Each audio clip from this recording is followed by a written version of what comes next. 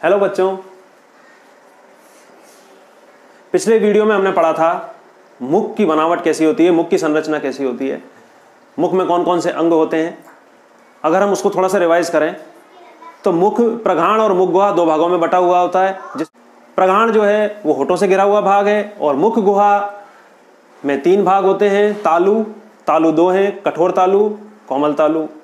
इसके अलावा दूसरा भाग जीभा, जीभा में विभिन्न प्रकार की स्वाद कलिकाएं होती हैं। इसके बाद तीसरा है दांत और दांत में आते हैं कृंतक, रदनक, अग्रचवर्णक और चर्वणक।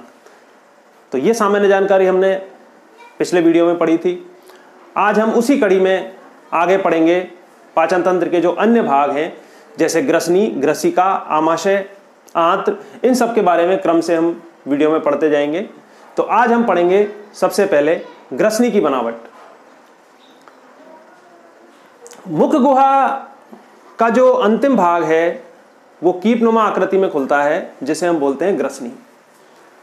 ग्रसनी की बनावट जब हम देखते हैं तो ग्रसनी कोमल तालु का जो अंतिम भाग है, जिसको हम यूवुला कहते हैं या अलजीवा कहते हैं, वो ग्रसनी को दो भागों में बांटता है। जो ऊपरी या पृष्ठीय भाग है ग्रसनी कहलाता है और जो अधर भाग है उसे हम मुख ग्रसनी कहते हैं।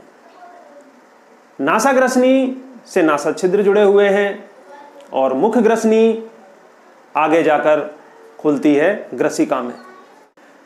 ग्रसनी एक ऐसा स्थान है जहां पर ग्रसिका और श्वास नली ये दोनों मिलती हैं, यानी दोनों मार्ग यहां पर मिलते हैं। तो जो श्वास नली वाला मार्ग है, उस श्वास नली वाले मार्ग के सबसे ऊपर पाया जाता है एपिग्लोटिस, जो एक उपास्थि की बनी हुई संरचना है। और जब हम भोजन को निगलते हैं तो एपिग्लोटिस भोजन को श्वास नली में जाने से रोकता है। एक तरह से हम ये कह सकते हैं कि एपिग्लोटिस ट्रैफिक पुलिसमैन की तरह कार्य करता है, यानी भोजन को एक दिशा प्रदान करता है। जैसे ही हम भोजन को निगलते हैं सीधा पहुंचता है ग्रास नाल में।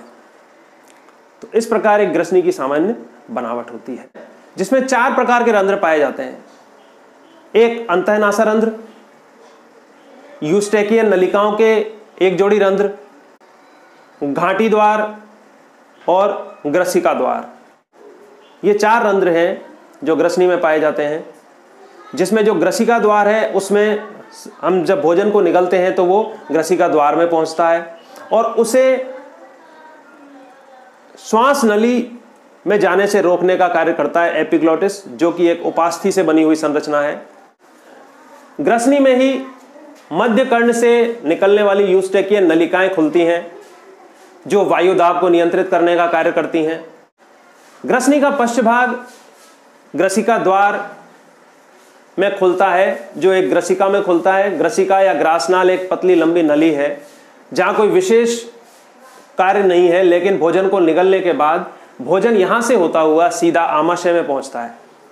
इसलिए यहां पर श्लेष्मीय स्तर पाया जाता है। यहां इसकी दीवारों का स्तर बहुत चिकना होता है, जिसके कारण आसानी से भोजन को निगला जा सके और फिसलकर क्रमाकुंचन की क्रिया द्वारा अंत में भोजन पहुंचता है आमाशय तक। ग्रसिका के बाद में भोजन आमाशय में पहुंचता है।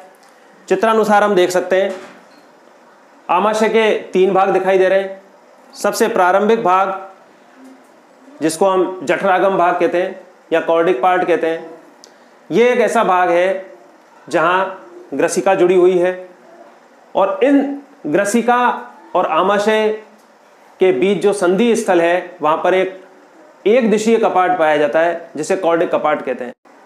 यह कपाट भोजन को ग्रासनाल से आमाशय में तो आने देता है, किंतु आमाशय से पुनः ग्रासनाल में नहीं जाने देता है। इसके बाद में बाकी जो शेष भाग है, इसका जो 80% भाग है वो कहलाता है फंडिक या फंडस भाग, और यही मुख्य भाग ऐसा है जहां पर पाचन की क्रिया होती है, पाचक रस स्रावित होते हैं।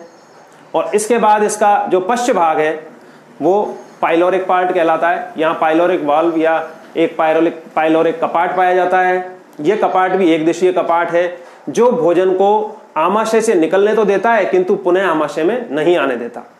और यहाँ आंत्र का एक प्रारंभिक भाग आमाशय से जुड़ा रहता है, जिसे हम ग्रहणी कहते हैं। यानी भोजन आमाशय से ग्रहणी में पहुंचता है और ग्रहणी और आमाशय के बीच में ये कपाट पाया जाता है, जिसको हम पाइलोरिक कपाट कहते हैं।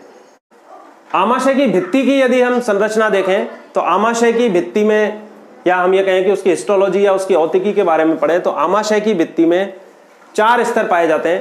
पहला स्तर सिरोसा, दूसरा पेशी स्तर, तीसरा अधश्लेष्मिका स्तर और चौथा श्लेष्मिका स्तर। इन 4 स्तरों से आमाशय की भित्ति बनी होती है। आमाशय की भित्ति का सबसे जो बाहरी स्तर है वो चपटी उपकला कोशिकाओं का बना होता है और पतला स्तर होता है, जबकि पेशीय स्तर 3 प्रकार की पेशियों युक्त स्तर है। अनुदैर्ध्य पेशी, वर्तुल पेशी और तिरछी पेशी, जो तिरछे पेशी तंतुओं से बनी हुई होती हैं। अधश्लेष्मिका स्तर ढीली कोशिकाओं का बना हुआ होता है। इस स्तर में अरेखित पेशियां तथा योजी ऊतक पाए जाते हैं। इसके बाद अंतिम जो स्तर है वो श्लेष्मिक स्तर कहलाता है, काफ़ी महत्वपूर्ण स्तर है और इसी स्तर में अत्यधिक वलन पाए जाते हैं, जिनमें ग्रंथिल कोशिकाएं पाई जाती हैं जो विभिन्न प्रकार के रसों और आवश्यक पदार्थों को स्रावित करती हैं। यहाँ 3 प्रकार की ग्रंथिल कोशिकाएं पाई जाती हैं: श्लेष्मा कोशिकाएं, पेप्टिक कोशिकाएं और ऑक्सेंटिक कोशिकाएं। श्लेष्मा कोशिकाएं श्लेष्मा का स्राव करती हैं, जो भोजन को लसलसा और चिकना बनाए रखता है, जिससे पाचन क्रिया आसान हो तथा आमाशय को क्षति नहीं पहुंचे। दूसरी पेप्टिक कोशिकाएं कहलाती हैं। पेप्टिक कोशिकाएं विशेष प्रकार की कोशिकाएं हैं जो जाइमोजन कोशिकाएं भी कहलाती हैं। प्रोरेनिन तथा पेप्सिनोजन नामक निष्क्रिय एंजाइम स्रावित करती हैं, जो आगे जाकर सक्रिय होते हैं।